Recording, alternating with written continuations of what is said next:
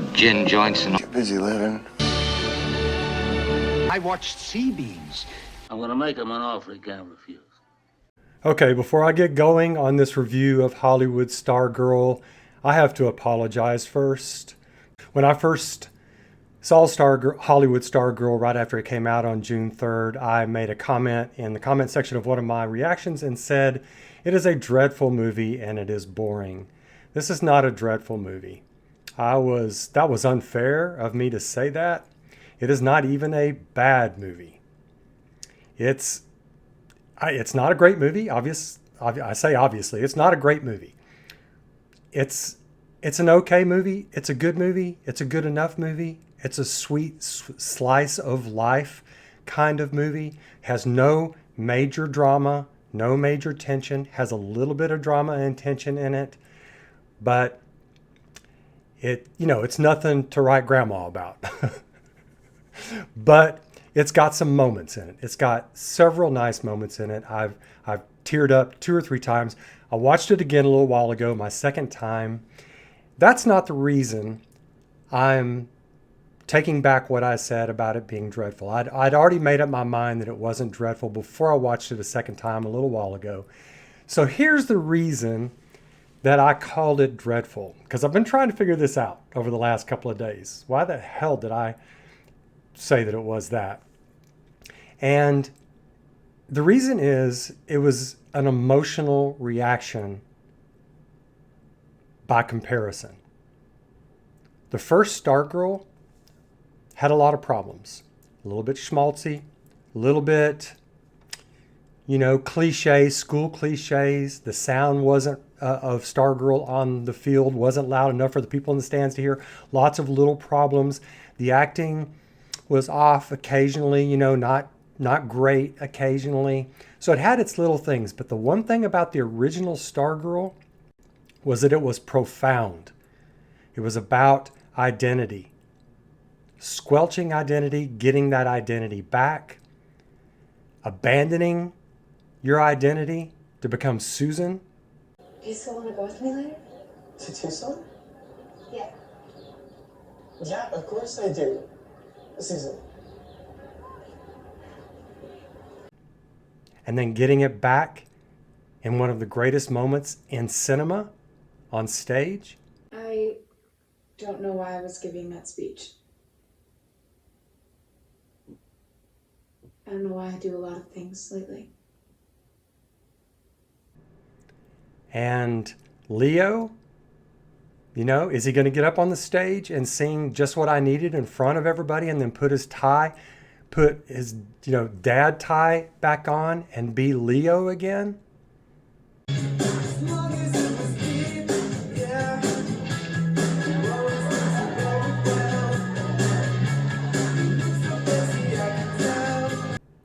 But there are several poignant moments about identity in the original Stargirl. Was the acting as good as the acting on this one? Maybe, maybe not. I'm not sure it really matters. They're comparable, even with Grace VanderWaal. I think she did a great job acting in the original one. But I've seen many people, including Grace VanderWaal fans, who thought she didn't do very good. I thought her acting was stupendous. Just what it was called for in the original Stargirl. But the second Stargirl doesn't have that kind of profundity on the line, that kind of world-shaking drama on the line. The one thing about Stargirl, the first one and the second one, is that Stargirl isn't the primary focus of either film. Neither film is about Stargirl. Stargirl is the catalyst. She's the pristine, almost genuine and almost perfect soul in a way. Almost perfect soul. That catalyzes everybody else in her life to feel that, to see that, to reflect on who they are, to think about who they are. And so you have all of these formulas, these people who are catalyzed by the Stargirl, crucible. And they start changing. because she has that kind of profound effect on people. So it's about the other people in the films. So it's in the first one, it's about Leo mainly. It starts out, the voiceover from Leo. He's talking about his life. It's about Leo. Stargirl's the girl that comes in from the cosmos, and lights up his life.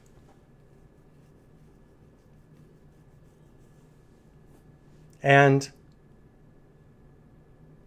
it's extraordinary what she does to people.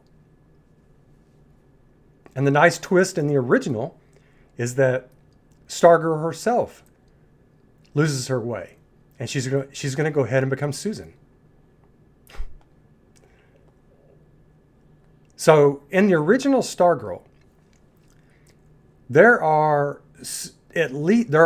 two profound moments when Stargirl is in that room and she's being interviewed, and the sister of the brother crippled brother whom she returned the bike to, goes off on her.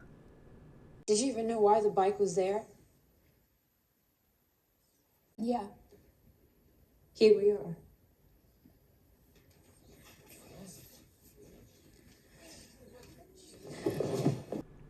And your heart goes out to Stargirl.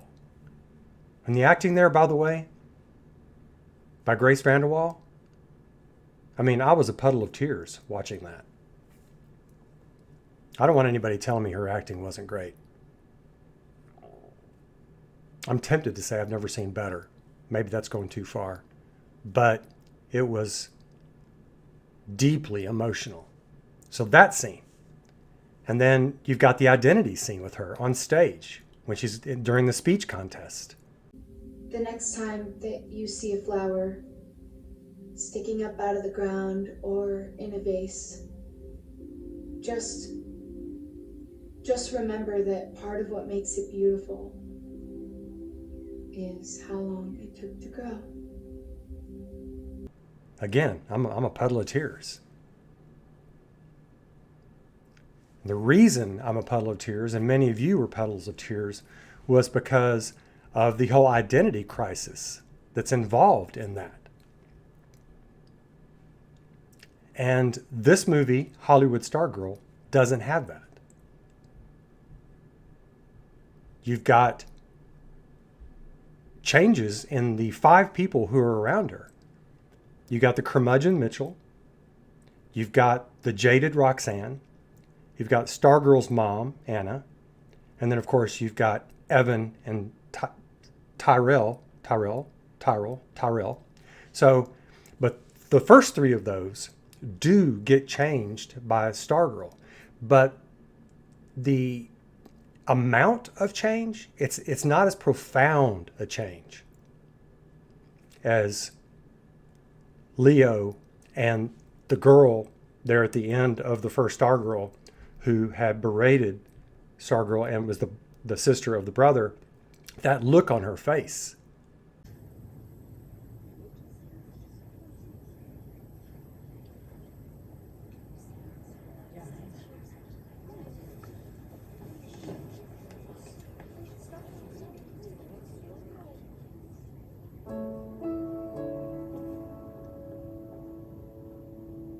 Yeah, she realizes, you could see it on her face, she went too far in what she did to Stargirl. It was unfair. And the acting there by both Grace VanderWaal and the girl, and I'll have her name up on the screen, is extraordinary. And the directing by Juliet Hart was extraordinary as well. But that's another profound moment in that movie. So in this Hollywood Stargirl, we don't have those kinds of moments. You've got the curmudgeon who softens up and gets close to Stargirl. And you gave me something that I thought only existed in pictures. What? Well, suddenly, I'm the guy that wants to know everything. And you've got Roxanne, who has found maybe somebody who's got the kind of quality and artistic ability that she had, and maybe she'll become a mentor and find her true self again. But you loving my album reminded me of something. What? That just because it doesn't look like you thought it would, doesn't mean you're not living your dream. And the mom, I mean, Stargirl is the adult in that relationship. I think about how hard it must be to have a kid. And how much harder it must be to do it alone. You think about that? Sometimes, yeah. I know 40-year-olds who don't think about that. And the mom, of course, in that whole scene there with Stargirl, saying that I'm proud of you, you're just so amazing. It's a great scene. But again, it's Stargirl leading the way, being the catalyst for somebody to change.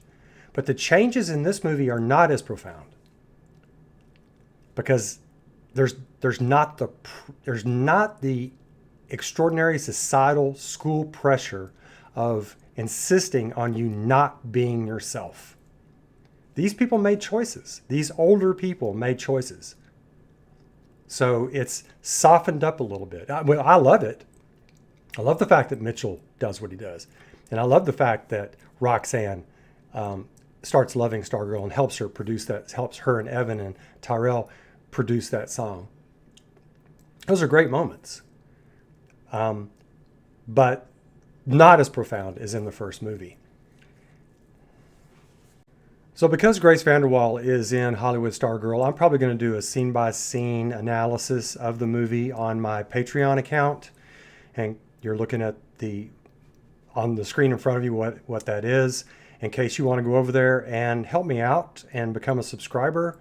And I've got a bunch of extra stuff that I do over there on Grace and the Beatles and others as well. But in the meantime, I want to say something positive, a couple of things positive about this movie. It is a feel-good movie.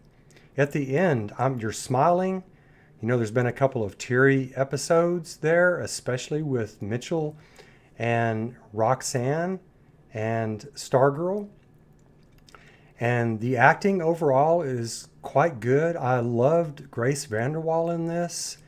I really liked Mitchell, Judd Hirsch. And I thought that Tyrell, whose name is Tyrell Jackson Williams, I thought he did a good job. I thought Elijah was pretty good and Judy Greer was pretty good. But I think it was Judd and Uma Thurman and Grace who did the best job. So I thought the acting was really good on this. I thought the directing, cinematography was quite well done on this. Going back face to face, the bar scenes were terrific. And that, of course, is hats off to Julia Hart and to the cinematographer Bryce Fortner. And the music was really well done on this as well. Some of them actually written for the film itself. Michael Penn, Rob Simonson, and Duncan Blickenstaff. Although the best song on this is Figure It Out by Grace VanderWaal.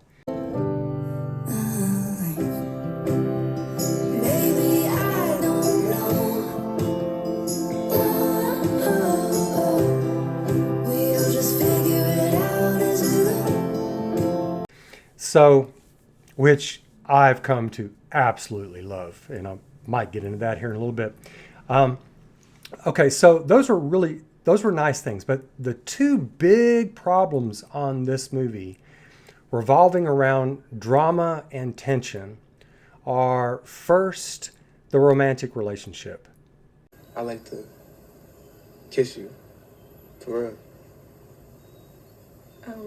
Is that okay? It is okay. Okay. It just doesn't work. There's no chemistry there between them. They're both very nice people, but even when they're kissing, there are no sparks.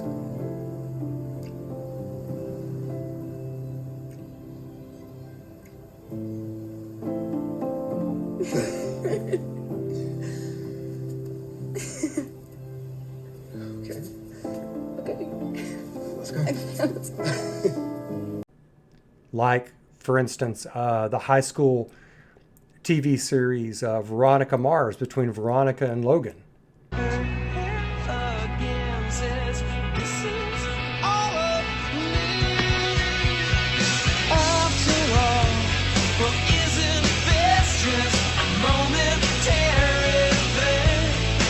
I mean, that was scintillating. That was amazing. But it's just not here. It looks forced. So Evan and Stargirl, it just seems made up. It seems like, well, that we have to have a romantic relationship.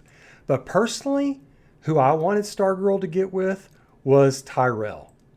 Tyrell had a just off the charts character.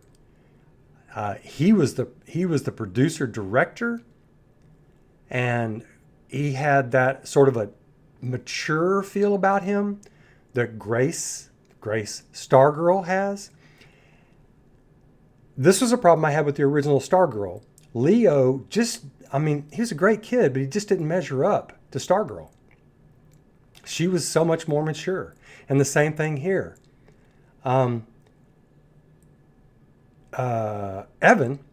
Evan just sort of seems like, hey man, kind of happy-go-lucky and everything else. He's a sweet guy, no doubt about it, but he just doesn't measure up to Stargirl. His older brother does. That's where I wanted it to go. When they were having ice cream out there on the cliff, I was hoping, I knew it wouldn't happen, but I was hoping that would happen. So your romantic relationship just doesn't happen in this. I mean, it's just not good. It's forced. But the primary thing is the writing. The writing on this, done by Julia Hart and Jordan Horowitz, is just not good in many places. As an example, they're close to the beginning. I mean, they're in the car. They're in the car.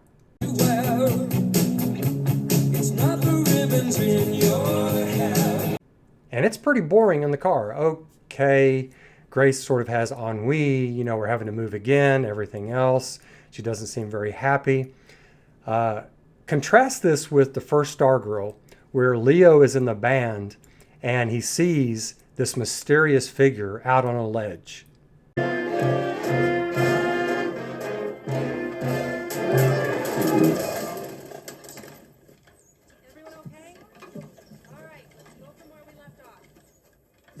Now that's an opening. After his monologue, now that's an opening. Who is this girl? Well, here it's kind of a thump, and so a thump starts out the movie. Okay, that said, the writers have so many instances where they can actually give some verve to this movie, give some sparkle to it, give some pluckiness to it. One of the examples, I'm not going to go through them all. I'll do that on my Patreon review. But one of those examples is the Romeo and Juliet scene, 5 or 6 minutes in. And Stargirl and her mom, Anna, have already been told that there's a grumpy guy downstairs below them, in their flat upstairs. Stargirl's jumping around, singing that song, and she's got the kazoo.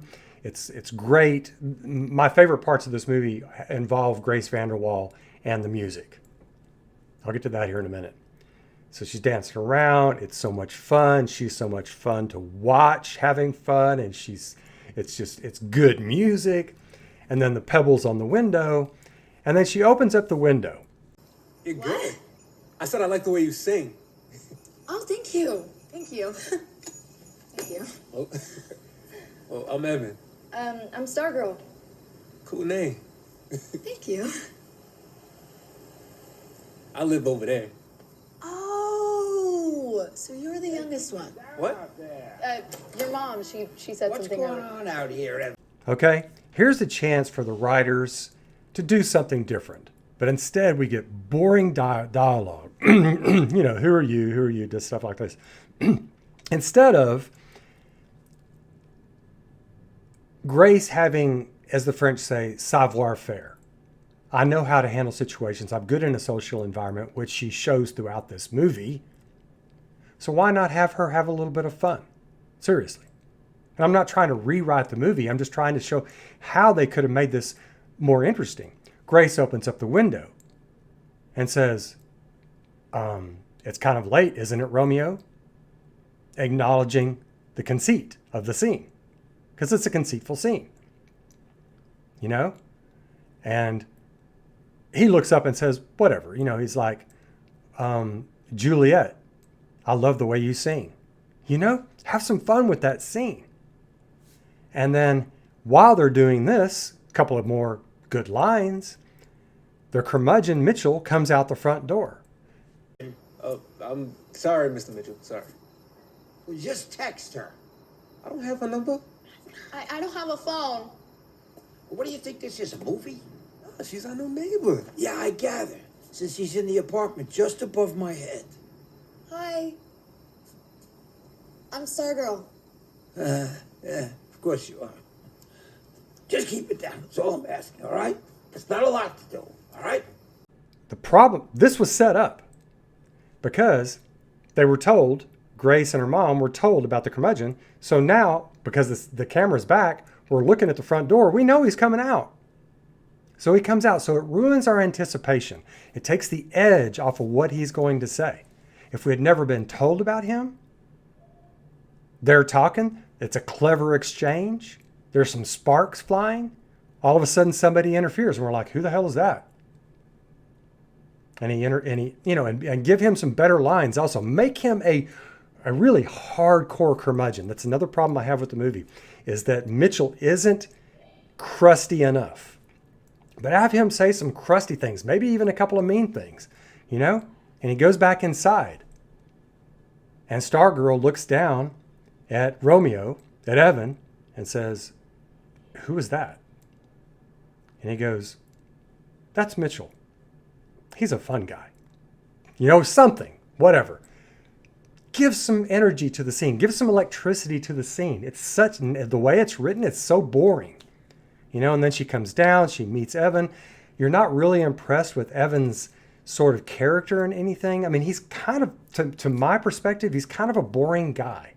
His brother, as I said, is so much more interesting. And that's a flaw in the movie. Okay.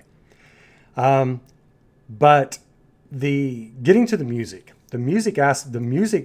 my favorite scene in this movie, I think, outside of a couple of tearful scenes with Grace and nice, funny or tearful scenes with Grace and Mitchell and Grace and Roxanne, is that scene in the bar where Grace and Evan are creating Figure It Out. That is so well done. It actually shows them creating the song. Shoots back to Roxanne and Iggy, the proprietor of the place, you know, watching. We have people watching. We are them watching what's happening. Grace asking for the guitar. Roxanne? Can I? Yeah. Thank you.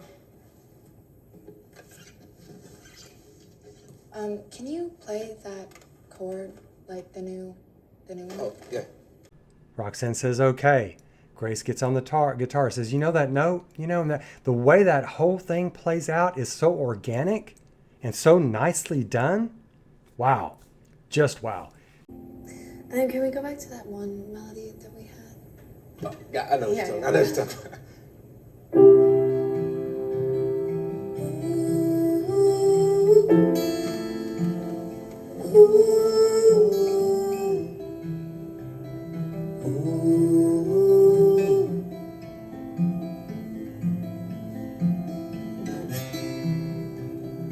This'll be the chorus. It's gonna be a really good chorus. We'll just figure it out as we go. And then back to the thing that. Ooh, yeah. Ooh, and just figure it out as we go. Ooh, I like that. Guys, stop. What? What? Come on. Told you. You're always right, Roxy. This isn't right. Hey, I know you're used to talking to people however you feel like It's gonna it. need some drums, bass, maybe some other percussion. You need to find some place to record it, right? Playback for your swizzle McGizzle. Sizzle reel. Whatever. We were gonna record it in my apartment. I have some basic stuff. Oh, do you? Well, listen, Mr. Waiter/director. I respect ambition more than anyone, but I think I know a place that's a little bit better than your apartment. It's a really nice apartment. I'm sure it is. Wait, what? When it's finished, we'll record it at Sunset Sound. I know some people. Oh, and I did not give you my song because I'm mean. I didn't give it to you because I knew you could write your own.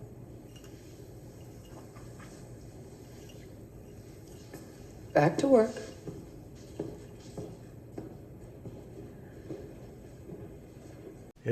And then in the sound booth, and of course, Roxanne says they can go use that sound booth. That whole scene, and then the intermixing of what's going on in the movie with the soundtrack, with Figure It Out, the sublime song, Figure It Out.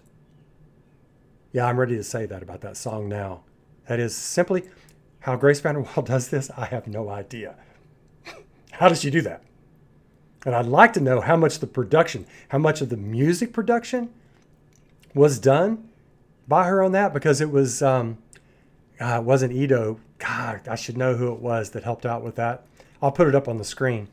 But I'd like to know how much. But anyway, so that whole 5 minutes or 8 minutes or whatever that was my favorite part in the movie. But it says something that's my favorite part, you know? Because all that was a creation experience. It has nothing really to do with the drama or tension of the movie. So if you're calling the music creation scene the best part of your movie, there's a problem with the movie. You know, it'd be like saying that Stargirl out on the field doing her songs was your favorite part of the movie, of the first Stargirl. You know, not her speech, not the thing in the sound booth while, you know, being interviewed on the radio show, not her and Leo at the school when Leo doesn't understand that she doesn't want to be Susan. How about that scene?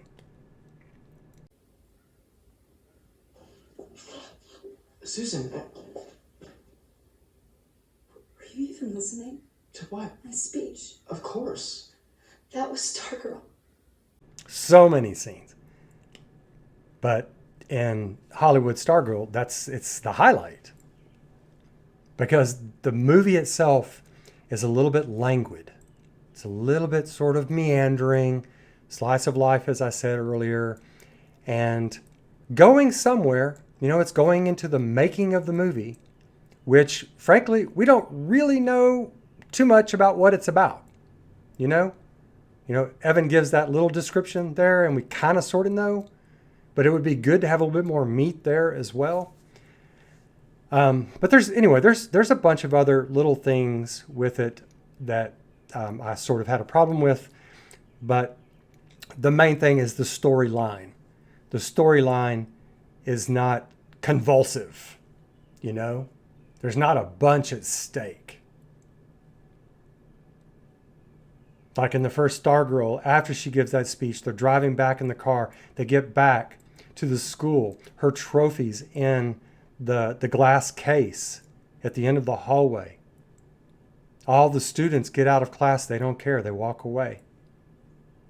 And the speech teacher looks over at Stargirl and says something like, "You were phenomenal." But that moment, the poignancy of that moment, and that look on Stargirl's face, great, wonderful acting by Grace VanderWaal. There, like everywhere.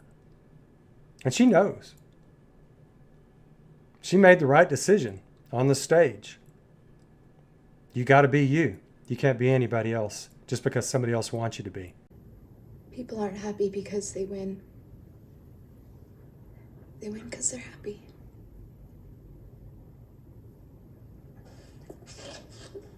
Just because Leo doesn't want you to stand out in the crowd at school.